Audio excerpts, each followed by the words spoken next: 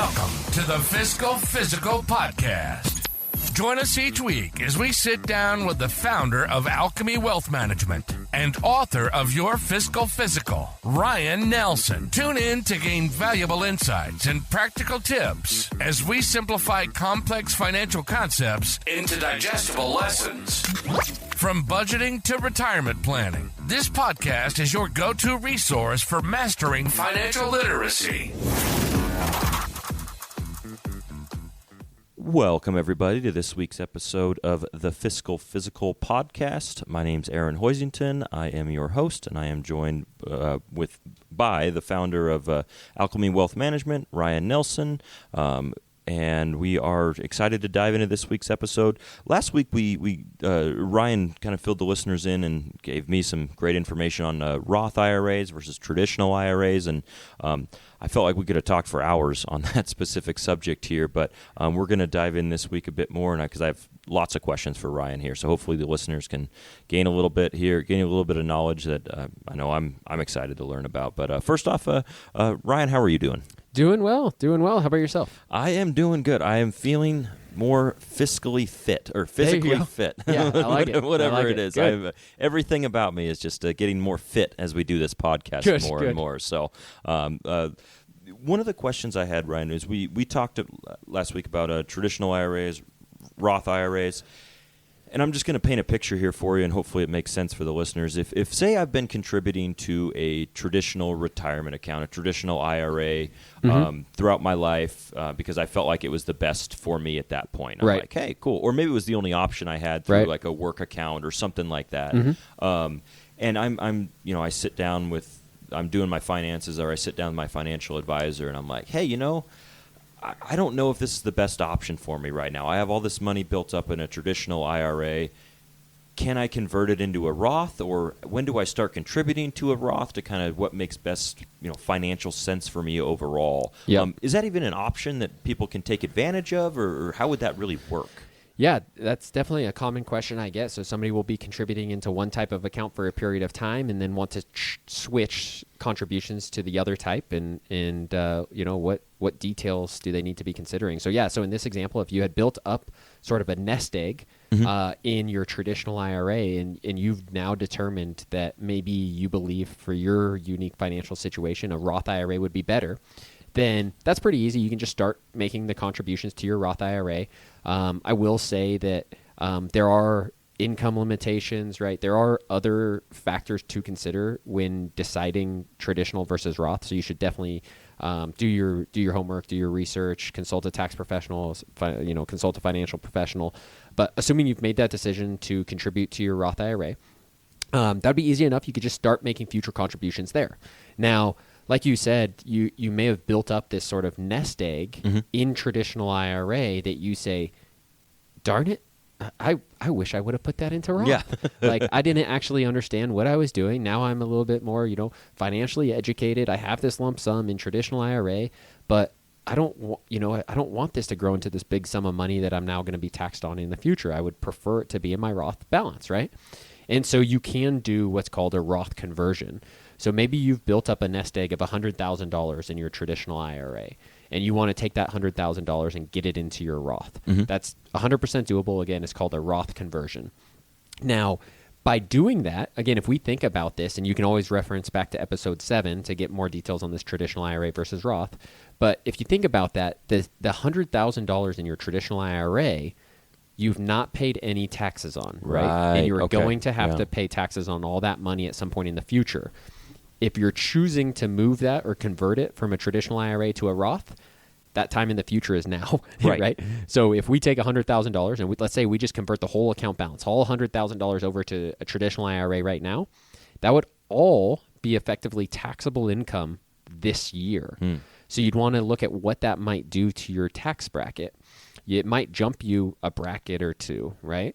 So as you start evaluating this, you might say, I wish I had moved all this money, or, had contributed this money to Roth in all those past years. Okay, you can't cry over the spilled milk, like it is what it is. Right. Now let's start evaluating how do we get it converted. And again, that one of the biggest factors is just, what's 100,000 in this example? If it's 100,000, what's $100,000 of taxable income going to do to you? Is it going to be jumping you up into unfavorable tax brackets that would maybe reverse your decision if you had been in those higher tax brackets this year? And so one strategy that you could implement, and we do with lots of clients, is doing it over a multi-year period. So you could theoretically, nothing says you have to convert all $100,000. If you had a $100,000 account, you could convert $20,000 this year and $20,000 next year and $20,000 the next year, right? Or you could just convert $60,000 one time and never convert the rest, right? You'd have a lot of flexibility there on how much you convert and when you convert it.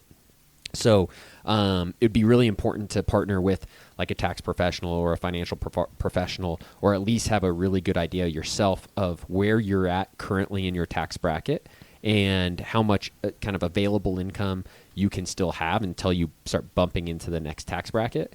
And just because you bump into the next tax bracket isn't necessarily bad. You still may want to convert, right?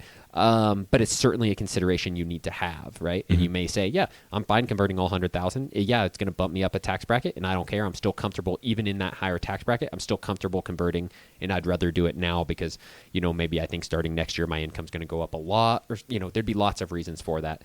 But yeah, so that'd be what's called a Roth conversion.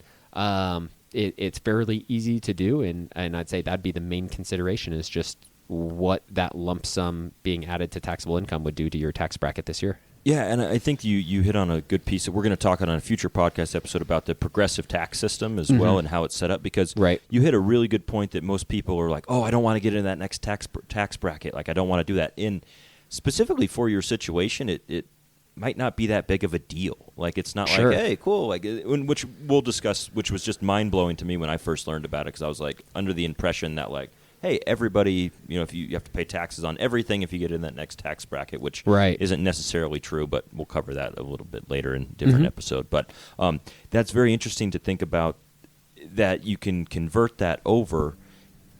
And you mentioned in our last episode, Uncle Sam's going to get their taxes in some way or not. But if you're like, hey, I'm going to be making more money in the future, I should do it now because this is where my tax level's at or tax bracket's at. That just seems to make the best financial sense if that was something that people are want to dive into. Yeah, absolutely. And sometimes maybe somebody will be out of work for a short period of time in a certain year, so their income is going to be lower that year.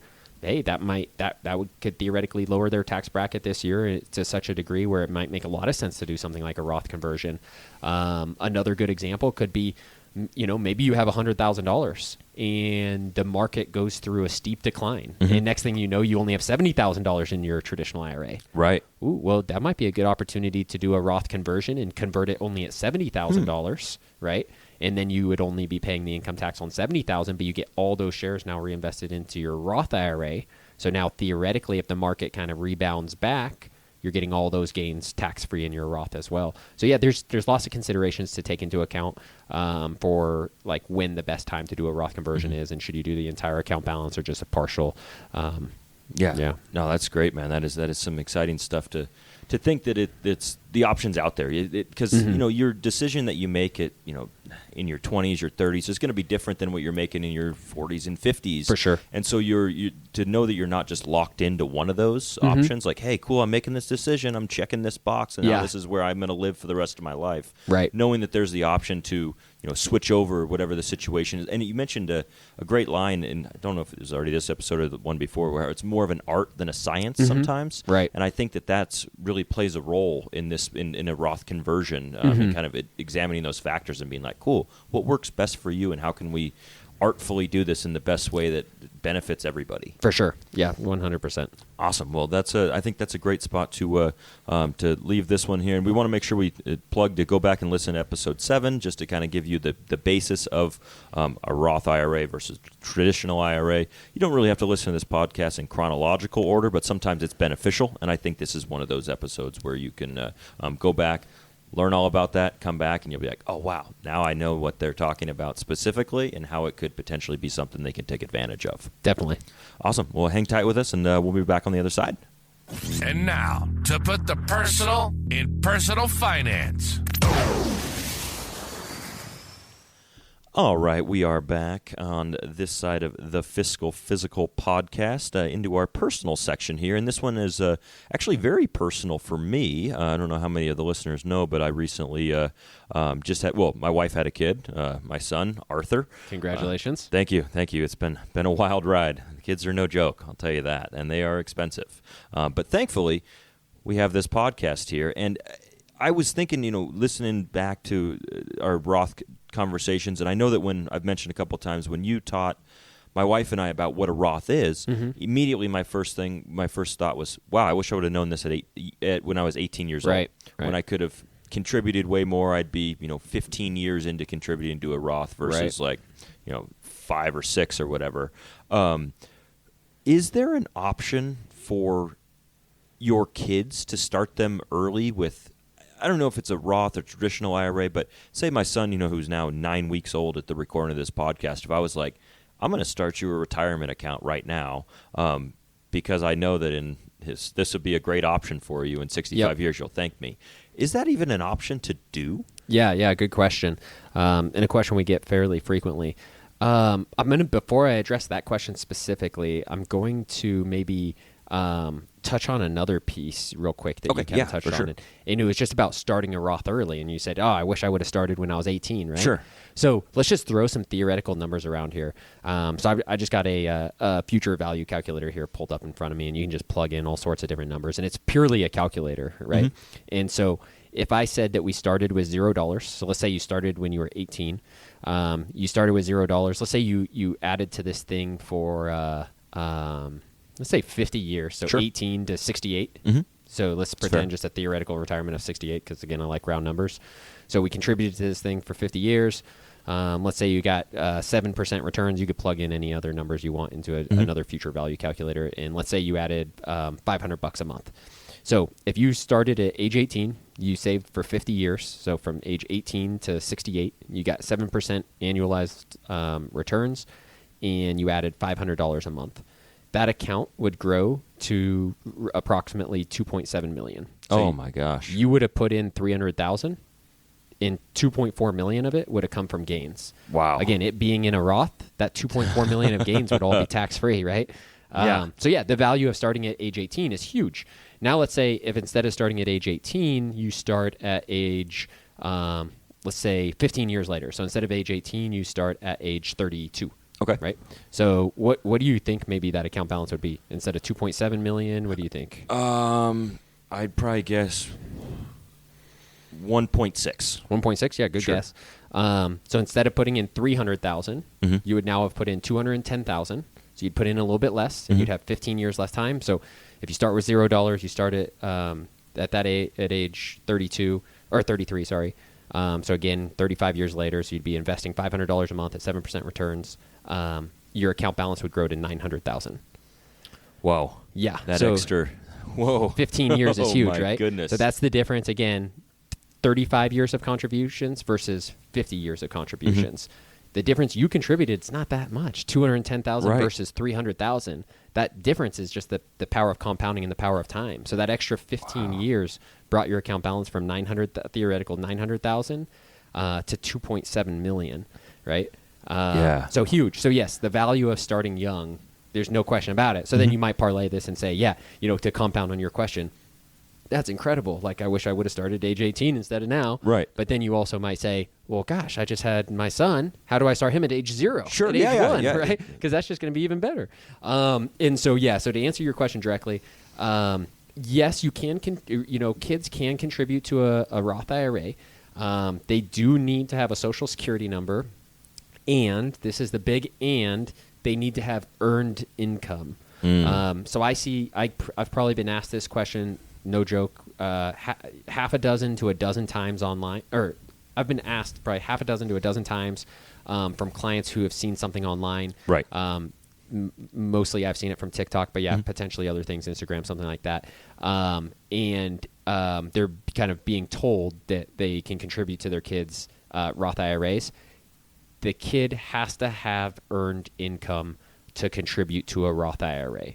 So one example of that is, let's say that I wanted to go do some marketing material for Alchemy Wealth, right? and I wanted to maybe start promoting doing college savings. And so I wanted some pictures of a baby.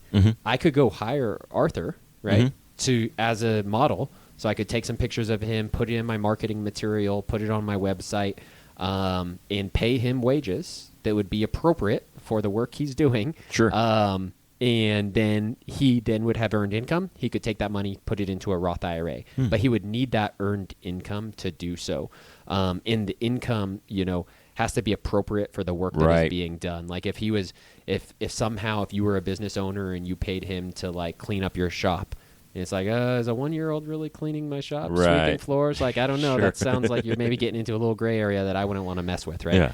Yeah. But yeah, a 1-year-old, could theoretically be a model, I suppose, right? But so I'd say the work has to be appropriate, the compensation has to be appropriate, and then if there is earned income, yes, they could contribute to a Roth IRA. Yeah, no, that's great. And I mean, in my situation currently, I don't have extra money to put in his Roth IRA. I'm barely keeping food on the table here. But I think that there's situations when that you might want to, because like you said, the power of what you just painted the picture of compound interest in time. Right. Like it seems seemingly unmatched when it comes to the financial world overall. So I mean, the earlier you can start these things, and obviously hindsight's always 20/20. I'm like, cool, I'd love to go back and do this, but the best I can do is give advice to not only our listeners but to everybody out there, just in general, to start early. Like you're not going to be mad at yourself if you started too early. There's no such thing. I always say future you will never be mad at past you for saving more money, right? Yep. And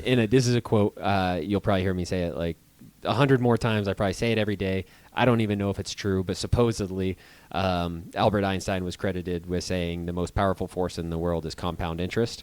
Again, I don't know if it's true or not, but I love the quote, and it just rings so true. Yeah, no, that was great, and that was definitely a personal section for me specifically with having a son recently, and hopefully I'm going to make him very fiscally fit in his future there. But thanks everyone for listening. If you guys have questions, comments, concerns, whatever it might be, please email us at podcast@alchemywealth.com with any topics or anything you guys want to share. We'd be happy to discuss them on the air here. And anything you want to say, Ryan, before we let this one go? Stay the course. Thank you for joining us for the Fiscal Physical Podcast. Until next time, happy listening. And as always, stay the course. If you have a question or topic suggestions, please email us at podcast@alchemywealth.com. If you enjoyed today's discussion, subscribe to the podcast to ensure you never miss an episode. And consider leaving us a rating and review on your favorite platform. This helps other listeners like you find the show. For more resources, you can visit Alchemy Wealth Management's website at www.alchemywealth.com or find your Fiscal Physical, the book, on Amazon. We'd be remiss if we didn't mention that personal finance is just that, personal. Please don't take anything we say as advice. The preceding content is for informational and entertainment purposes only. It's not an offer or a solicitation, nor should it be construed or relied upon for tax, legal, or investment advice. It doesn't consider your personal financial situation or objectives and may not be suitable for you.